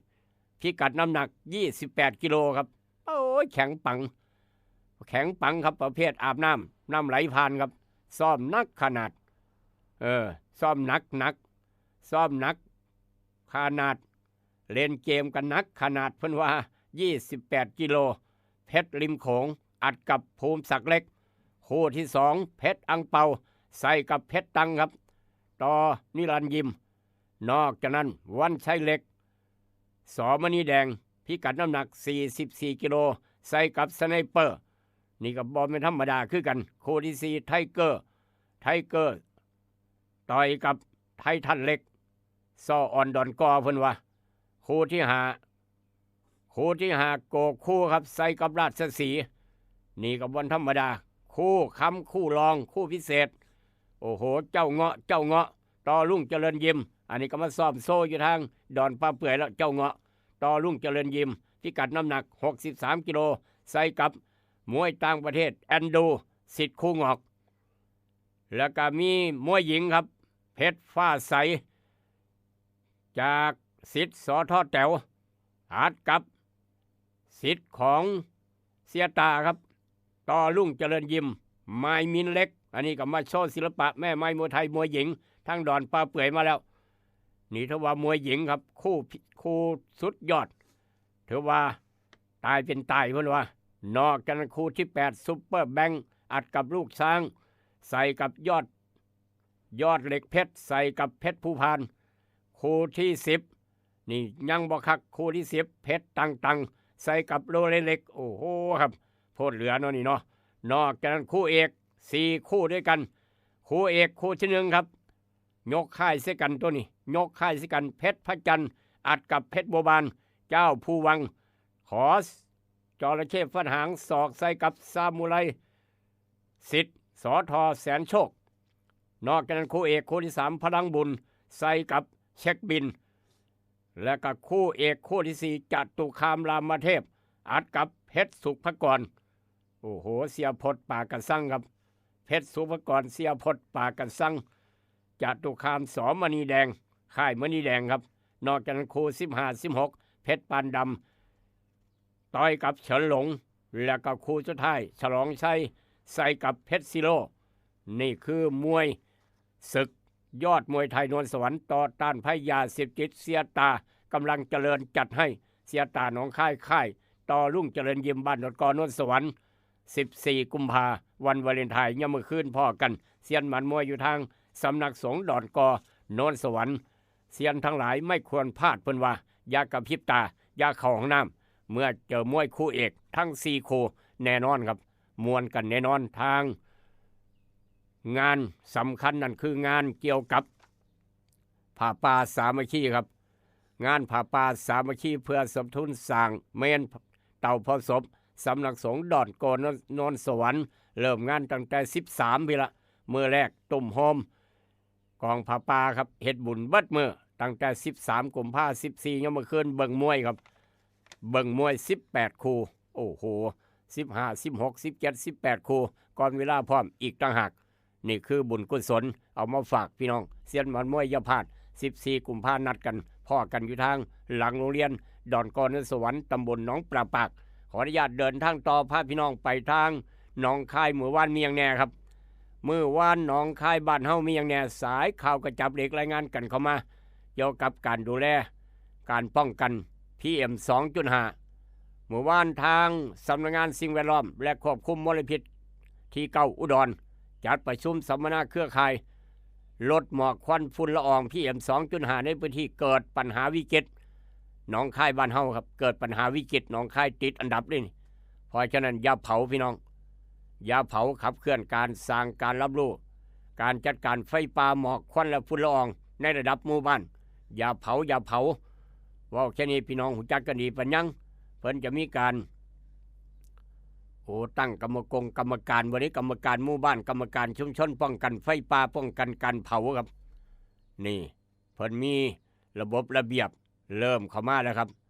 ระดับหมู่บ้านระดับชุมชนเริ่มจะมีคณะกรรมการดูแลฟื้นไฟละเกี่ยวกับการเผาผู้ใดเผาจะมีกรรมการแล่นจั่นไปหาปานอสมผู้นี้มันธรรมดา จะเป็นจังซั่นนี่เพราะฉะนั้นพี่น้องอย่าชะล่าใจอย่าเผากันแล้วกันครับนอกจากนั้นครับอันนี้ก็เกี่ยวกับ PM 2.5 คือกันเห็นบ่นี่สำนักงานทรัพยากรธรรมชาติสิ่งแวดล้อมหนองคายบ้านเฮาจัดการประชุมคณะกรรมการอำนวยการท่อสม.ระดับจังหวัดเพื่อชี้แจงหลักเกณฑ์วิธีการคัดเลือกคณะกรรมการเครือข่ายอาสาสมัครพิทักษ์ทรัพยากรธรรมชาติและสิ่งแวดล้อมในหมู่บ้านห้ามเผาครับเพิ่นจะมีคณะกรรมการดูแลเครือข่ายอาสาสมัครพิทักษ์ดูแลป่าดูแลธรรมชาติและสิ่งแวดล้อมในหมู่บ้านอย่าเผาห้ามเผานี่ประมาณนั้นติดตามตอนต่อไปเดี๋ยวผู้ใหญ่บ้านเพิ่นจะชี้แจงแถลงไขให้พี่น้องได้หูจักได้รับทราบเพราะว่าช่วงนี้หน้าแล้งเน้นเกี่ยวกับการเผาอย่าเผาครับ PM 2.5 หนองคายบ้านเฮาขึ้นอันดับติดอันดับระดับประเทศหลายคักเพราะฉะนั้นอย่าเผาครับร่วมด้วยช่วยกันว่าแค่นี้พี่น้องหูจักดีปัญญังขออนุญาตเดินทางต่อครับ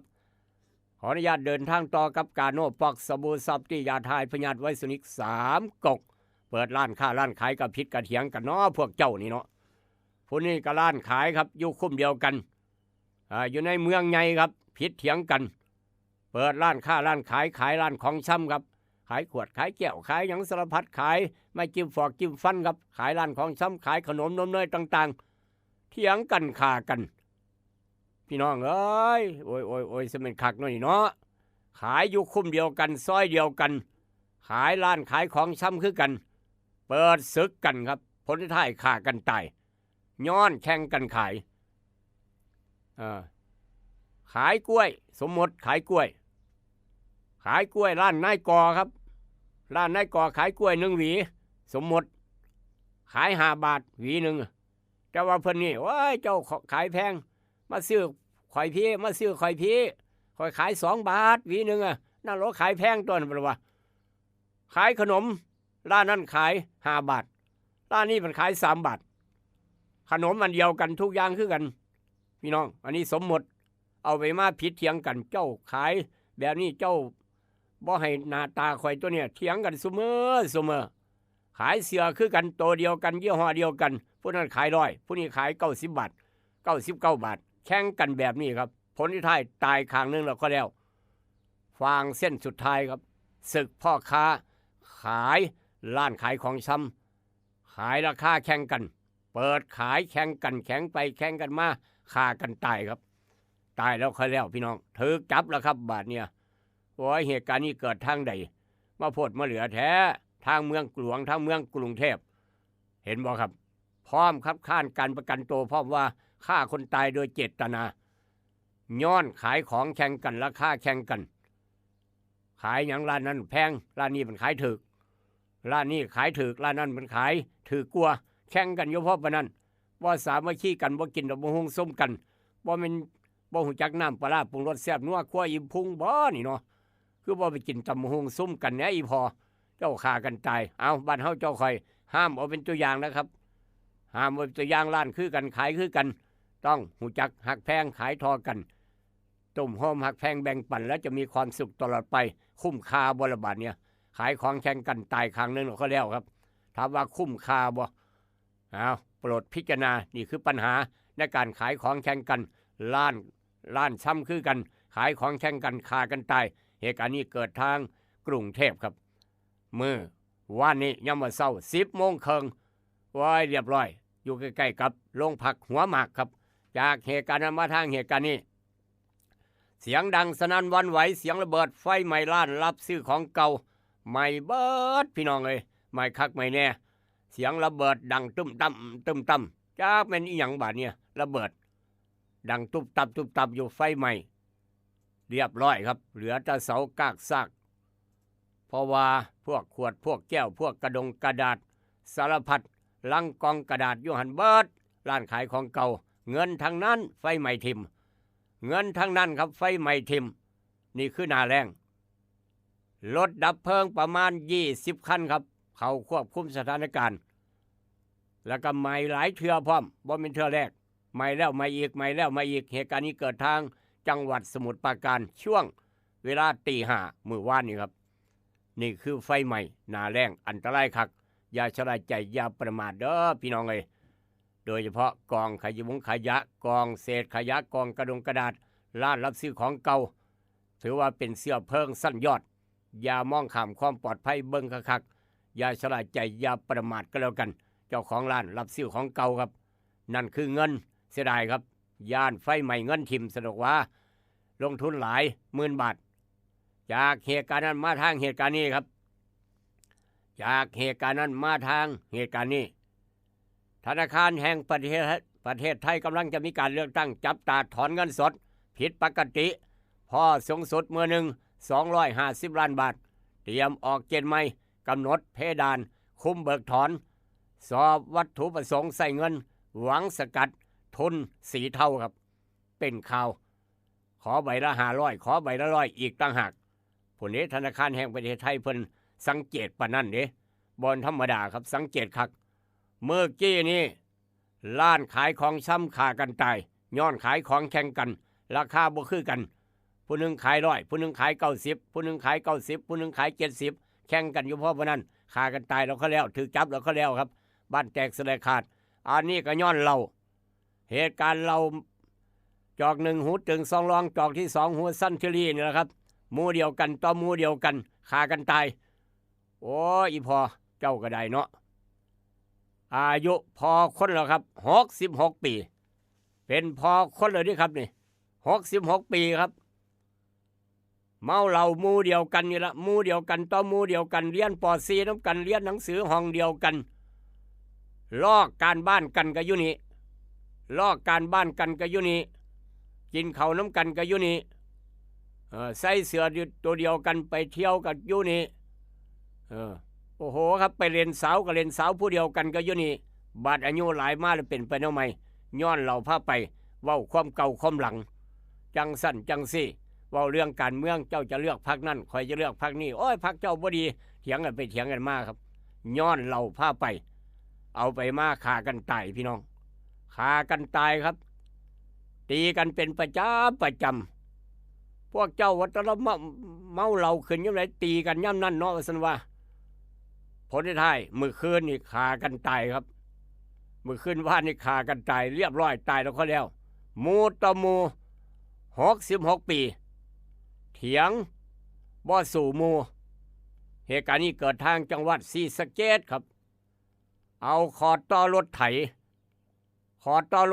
คูโบต้านั่นแหละครับรถไถยี่ห้อคูโบต้าขอดต่อผู้ใดว่าเบาระบาดเนี่ยหนักกันหนักหมู่เมาเหล้าครับหมู่เมาเหล้านอนหลับเมาเหล้านอนหลับไปดึงแขนหมู่ขึ้นเอ้ยวันนั้นว่าเจ้าของจริงรับได้รับดีว่าเมาเหล้าพนอนอยู่ข้างมองหมู่กินเหล้าผลสุดท้ายผู้นี้ปลุกจะไหนก็บ่ตื่นดึงขาก็บ่ตื่นเฮ็ดจะไหนก็บ่ตื่นยังว่าเมาเหล้าจับขอดต่อรถไถหน้าได้หนักต่อหนักทุบหัวหมูตายคอหลอดพี่น้องเอ้ยเอาขอดต่อรถไถครับวางอยู่ใกล้ๆแถวนั้นจับมาโยนใส่หัวหมูกำลังนอนเนาะเมาเหล้าเรียบร้อยครับหัวแปะแอดแลดโอ้ยญาติพี่น้องเจ้าขาหมูเจ้าเฮ็ดหยังเจ้าขาหมูเจ้าเฮ็ดหยังเจ้าขาผัวข่อยเฮ็ดหยังเพิ่นว่า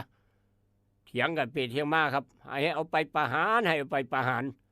ย้อนเมาเหล้าเถียงกันตีกันโอ้โทป่านมวยคู่เอกมักตีกันแบบนี้ต้องไปต่อยอยู่ทางศึกดอนกอโน่นสวน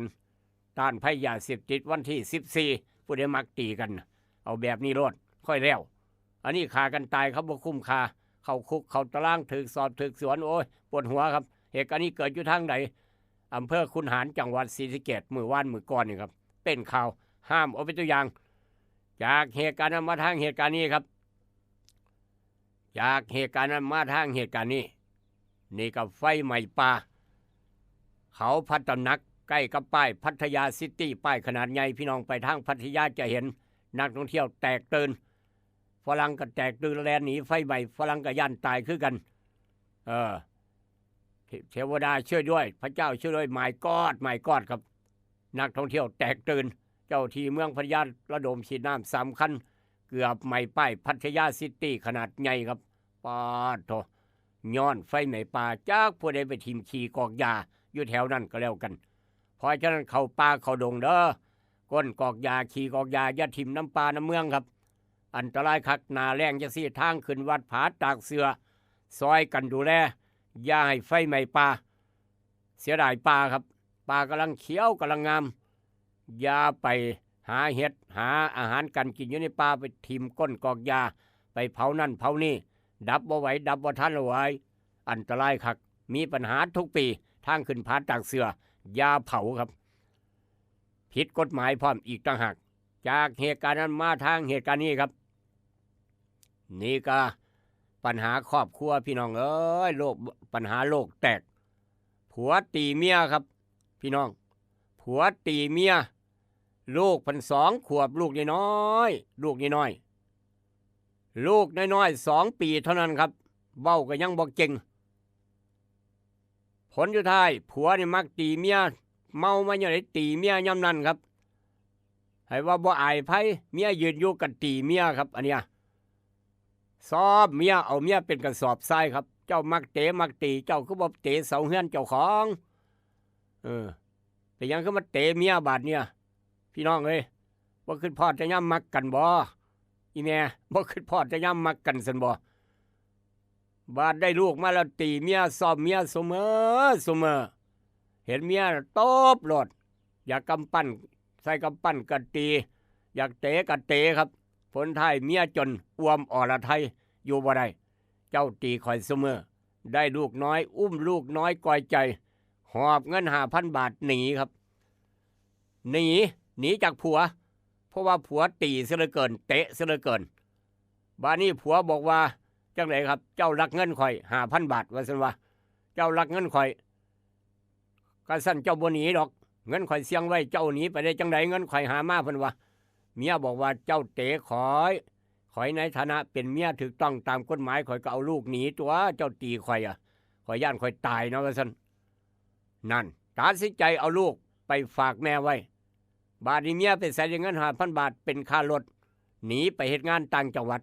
ย่านผัวน้ำตีอีกขาอีกก็เลยมาแจ้งตำรวจไว้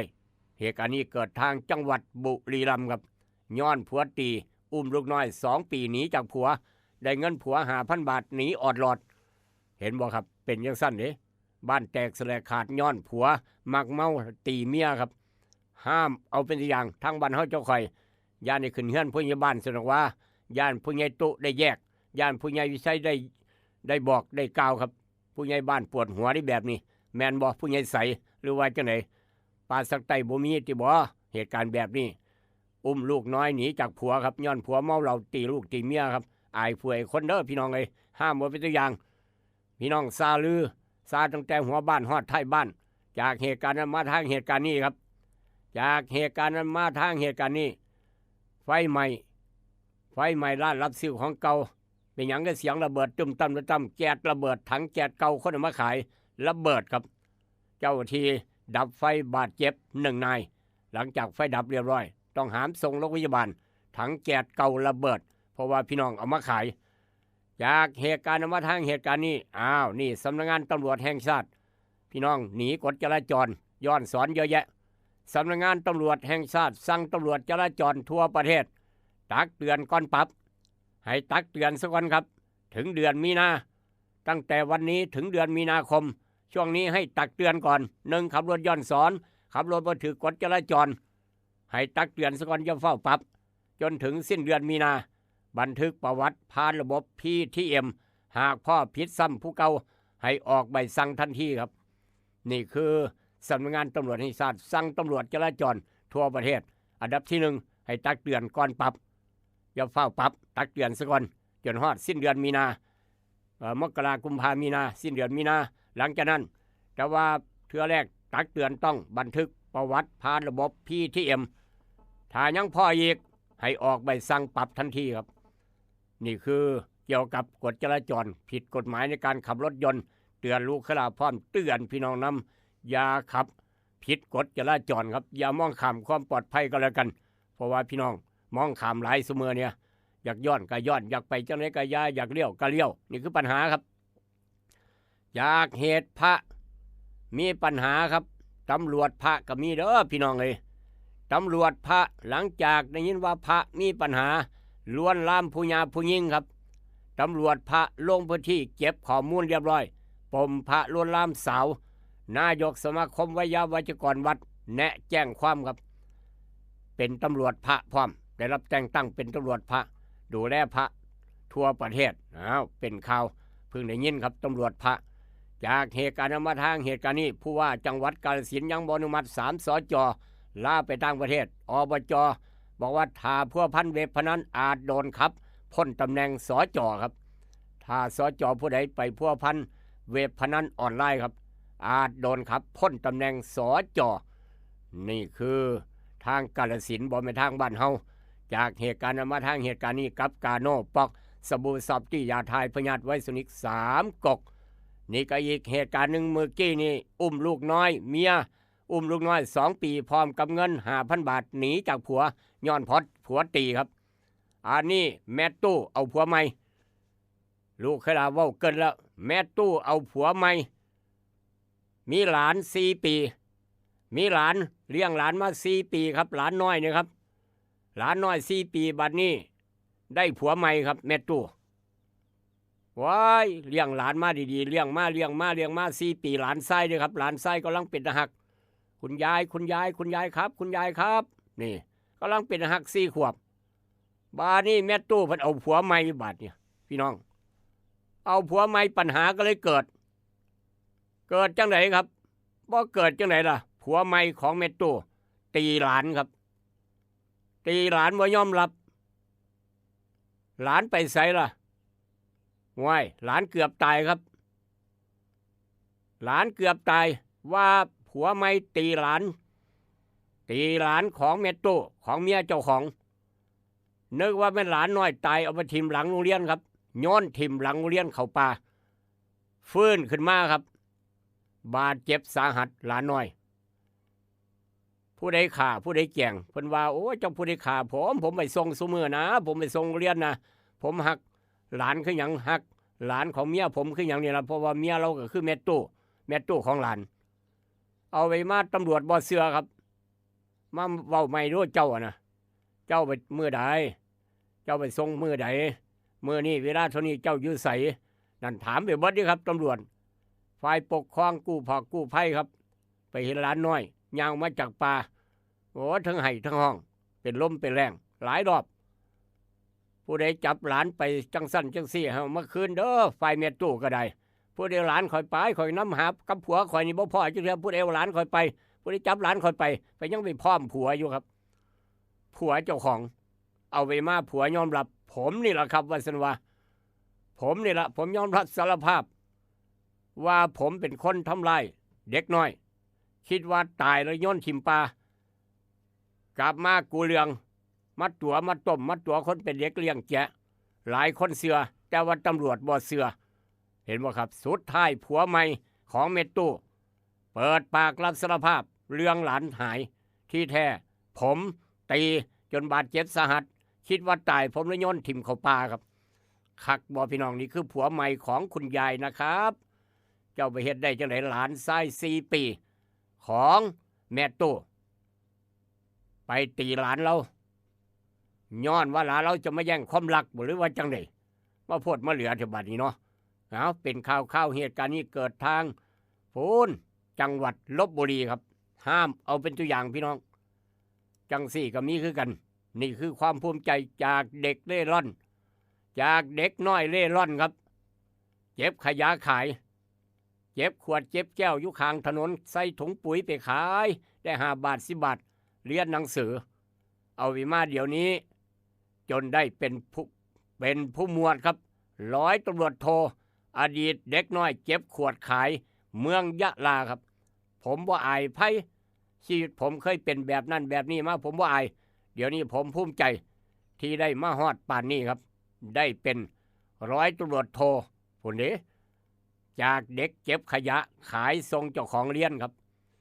เก็บขวดเก็บแก้วเก็บกระดาษเศษกระดาษอยู่ข้างที่ข้างทางบ่ายไพ่ครับอยู่น้ำโรงเรียนก็เก็บขยะอันไหนมีขายได้ผมเก็บมาขายเห็นบ่ครับเดี๋ยวนี้เป็นผู้หมวดอาจจะได้เป็นผู้กองอีกบ่กี่ปีครับอีกบ่กี่ปีจะติด3 ดาวแล้วร้อยตำรวจเอกแล้วเป็นผู้กองเดี๋ยวนี้เป็นผู้หมวดร้อยตำรวจโทขอแสดงความดีใจน้องครับนี่คือชีวิตต้องสู้จนได้ดีเพิ่นว่า พอฉะนั้นลูกหลานบ้านเฮาเจ้าข่อยอย่าท้ออย่าถอยเด้อให้กำลังใจซึ่งกันและกันแต่ว่าราคาทองมันก็แพงคักแท้ผู้ใหญ่วิชัยทองแพงขึ้นเมื่อวาน 2,900 บาทครับราคาทองใหม่ๆอยู่ร้านขายทอง 78,500 78,500ถ้าบวกค่ากำเนิดบาทบวกค่าลวดค่าอะไรจังได๋ก็ 80,000 ทองอยู่ในคอผู้ใหญ่บ้าน1 บาทแขนอันต้านอยู่หัน1 บาทขายได้ประมาณ 76,042 บาท